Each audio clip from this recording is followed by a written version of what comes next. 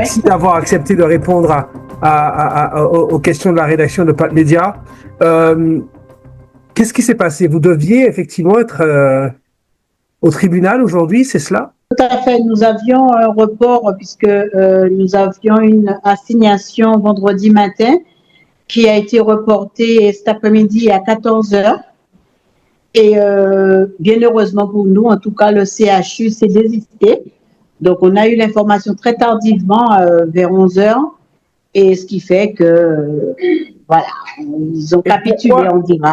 Voilà. Pour vous, le CHU s'est désisté. C'est une stratégie ou pas, patronale? Je pense pas que ça soit une stratégie, hein, mais c'est plutôt ce qu'ils voulaient nous faire, le chapeau qu'ils voulaient nous faire porter en tout cas.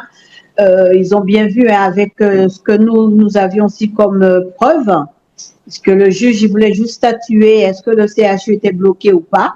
Et nous leur avons fourni ces documents disant que le CHU n'était pas bloqué. Nous étions en mobilisation, oui. Nous avons démontré, photo à l'appui, policiers devant, que tout le monde pouvait passer, contrairement à ce qu'ils avaient dit, et que de toute façon, le personnel plus ou moins du CHU se garait automatiquement dehors. Et puis, c'est pas nouveau, hein. Même en temps normal, il n'y a pas de place à l'intérieur, les gens se garent dehors. Vous pouvez nous rappeler, parce qu'on va en faire écho, les motifs de votre revendication, de vos revendications qui durent depuis un mois? Donc, c'est la cardio qui est premier rentré en grève, tout simplement parce que le personnel là a fait en pétition par rapport à Yoroté, chefferie à service à professeur Larifla qui était là depuis plus de 20 ans. Et subitement, il a constaté qu'il n'y a pas parlé bail, il a levé chefferie en tout cas. Et après ça, il a pour un an, là, il est végaoulé, puisqu'il n'a pas tenu pour décision, hein, ça n'a qu'à continuer, mais sauf qu'il n'a pas été renouvelé, et qui fait que là, il est végaoulé, il dit pas comprendre, il a assuré en chefferie, mais il n'a pas ni pour document qu'à attester ça. Donc, il a vraiment au dernier moment pour un an, mais un an, là, déjà qu'à fini, il restait que 2 mois. Donc, il recevra décision là, c'est au mois de juin, et pour un chefferie jusqu'au 31 août.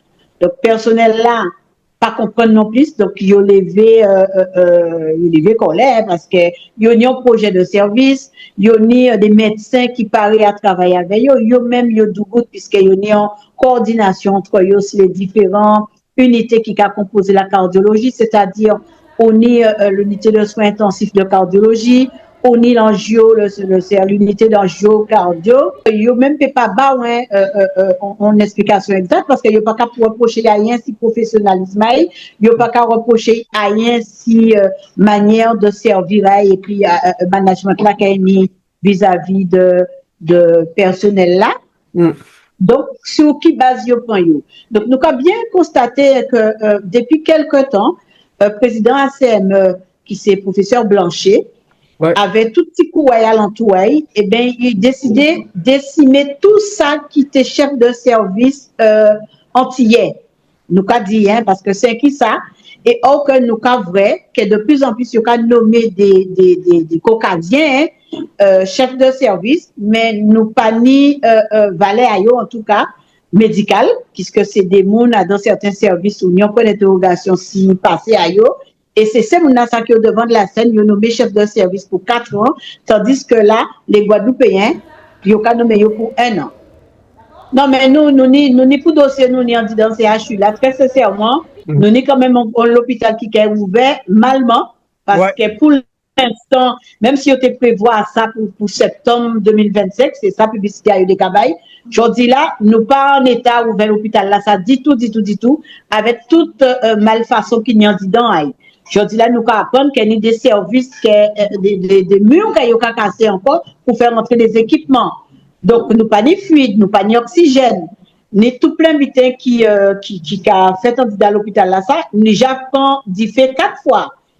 Ça a passé sous silence. Donc, pas de blocage, pas de blocage aujourd'hui, mais quelle est l'action que vous menez? Nous, en grève, nous en mobilisation, nous pas fait blocage, nous pas en service, nous avons rencontré avec collègues dans mon service, discuter avec eux, souffrance à eux quotidiennement, parce qu'il faut savoir que au niveau les services, les cadres, il y a fait du harcèlement aussi, hein, si personnel là, il y a une espèce de terreur qui a roulé dans l'hôpital là, ça, et nous voyons qu'il a fait en sorte que on l'a monde quitté là depuis longtemps titulaire, qu'il a parti en rupture conventionnelle, puis il a mettre à l'aise et il a embauché des contractuels qui ont obéi au droit et à l'œil. Est-ce que la presse guadeloupéenne relate tout ça? Alors, nous avons les informations, hein, puisque là, nous avons fait des interviews, nous avons à cœur ouvert, nous avons dit, mais qu'on va comprendre, nous avons des médias qui sont médias de l'État, forcément, il y a séparé, il y a pour ça, il y a pas, hein.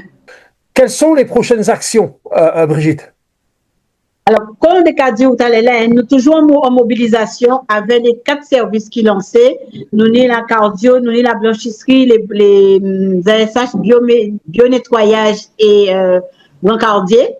Donc, nous faisons tentative de négociation avec la direction, avec les ASH. Malheureusement, ça a capoté parce que là où des cas touchés aussi et la réglementation, hein, c'est-à-dire que nous avons un protocole d'accord qui signé en 2002 sur l'organisation de travail et la direction et puis les cadres, ils ont besoin de chambouler sans demander les organisations syndicales. Donc là, nous disons hors de question de toucher, nous qu'à rester toujours si ça que nous signons en 2002. Malheureusement, directrice là prend la mouche, directrice adjointe là, en coton, et il partit éclater la porte. Donc, à partir d'aujourd'hui, là, nous ne pouvons pas parler avec ni Mancoton qui a assuré l'intérim de la direction générale, ni pour d'autres monde, nous demander que l'ARS, en tout cas, prend mise à ça qui a fait un dans le CHU là, et vient contre nous qui t'a envoyé en délégation à la DGOS, Direction générale de l'offre de soins, pour que ça vienne parler avec nous parce que c'est extrêmement grave, ça nous a vivre dans l'hôpital là. Et ce n'est qu'une partie de l'iceberg qu'on nous a dit parce que derrière le problème qui est probablement dit dans l'hôpital là, ça. Donc forcément, dans les jours à venir, il y a une action qui est mise en place et pour nous ça fait l'État français vient prendre responsabilité à eux avant de nous rentrer dans CHUP. Mais vous savez qu'il y a une magistrate de l'Agence française anticorruption qui a été dépêchée en Guadeloupe et il travaille sur le port et son deuxième dossier, c'est la santé. Ah ben, tant mieux parce que nous constatons quand même depuis qu'on met en place construction en tout cas à Périn, il a déjà brassé l'argent et nous avons tout comprendre que l'État, il peut pas bailler l'hôpital tout flambant, tout neuf avec les deniers à l'État à hauteur de 790 millions d'euros qui étaient prévus. Aujourd'hui, là, nous passons à 700 millions d'euros avec construction, infrastructure plus équipement. Ou qu'à tout comprendre que l'État qui vient garder quelqu'un passé, ou là, l'argent là, ça passé. D'autant plus qu'en parallèle, ou qu'à une grève capété. Donc, quand il passe réellement, et nous pas fait grève pour faire grève, nous avons simplement fait grève, parce que là, quand il y a si la blanchisserie, si le pôle logistique, son service qui peut parti, pas voué à partir, il a resté sur place, et au cas où l'équipement aille complètement HS, et ils ont injecté quand même l'argent à hauteur de 2,7 millions pour le pôle logistique pour te réparer tout ce qui était au niveau de la cuisine et la blanchisserie, 1,9 million pour la blanchisserie, quand ils ont fait la veille. Donc, on va comprendre que l'État est censé venir garder quelqu'un passé. Et justement, à l'intérieur de l'hôpital, concrètement, comment ça se passe? Cela se passe comment? Par rapport à des intimidations sur des responsables ou des salariés?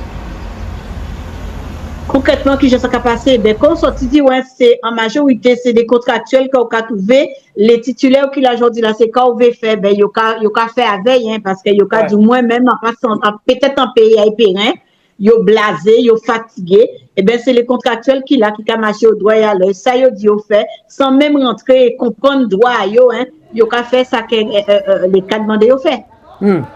Ils ont véritable, silence qui a opéré en véritable peur qui est installée dans ces CHU là ça.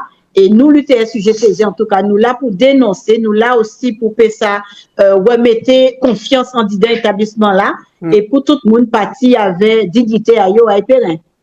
Merci en tout cas en pile. Merci beaucoup. Merci. Pas de problème.